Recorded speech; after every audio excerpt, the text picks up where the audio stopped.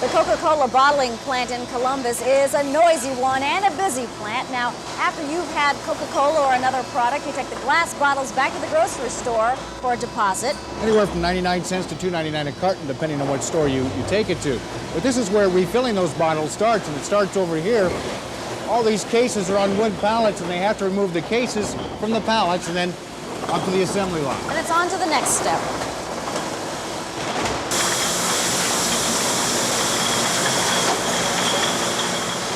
Bottles are being uncased. They're being taken out of the cases automatically and transferred onto a table that takes them over into the bottle washer. The cases are traveling away from here to have new cartons put into them. The bottle washer, first of all, rinses the bottles. We pre-rinse the bottles. Then they go into a hot caustic soda solution that is not like your dishwasher at home. The chemical is so harsh that it would actually burn the skin off your hands if you had them in there. So the bottles are very thoroughly sanitized.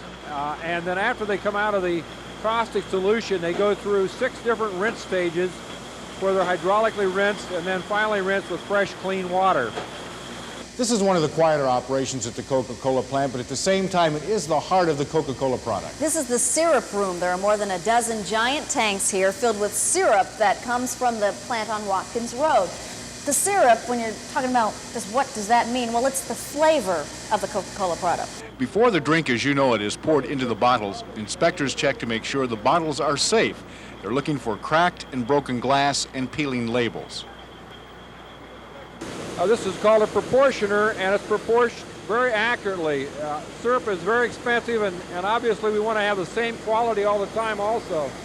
And so we proportion the syrup and water together here, and we pipe it over into this large tank in the back.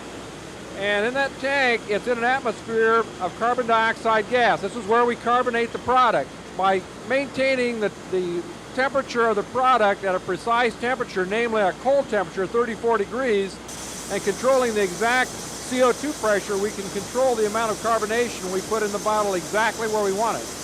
The Columbus plant pumps out 500 filled bottles per minute. Joe Bigley's worked here for 23 years, and he's seen a lot of changes. I believe the biggest change is the way we fill the bottle. Old way, we would add the syrup, then some carbonated water and cap it, then we had to mix it. Today we just take the syrup and water and mix them together and fill it in the bottle already mixed. When we started this whole process out, we started with an old wooden pallet and cases of empty Coke bottles. Now we have a pallet with cases of full Coke bottles ready to head on out to the stores, and with a few days, there they are right there. Those Coke bottles will be on the store shelves.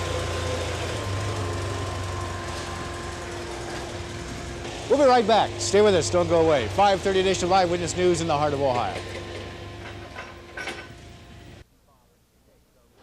It starts at night. Empty bottles and kegs are removed from trucks, and fresh Coke and other Coca-Cola products are loaded on board. Then about 10 hours later, the truck drivers start coming in, picking up their work orders, display materials, hand cards, etc. Lift trucks are still busy moving products around, but that's about the only sound until the quiet of the pre-dawn hours is shattered by the drivers closing up their trucks and moving them out.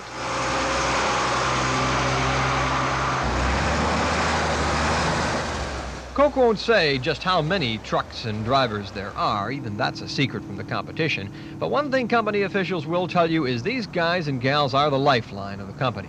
Guys like Troy Hatfield do much more than just drive the trucks. First off, he's responsible for the stuff inside. Every can and bottle has to be accounted for. And when he gets to the stores, he's part delivery man, part salesman, and part store clerk. I just try to face the cans, so to show the word, the brand name Coke or Sprite or whatever, better visibility. You're responsible to make it look good? Yeah, more or less, just going and straighten it up. And then you guys also do displays in there, right? Oh, yeah. We come up with the ideas on the display and then try to sell it to the store owner.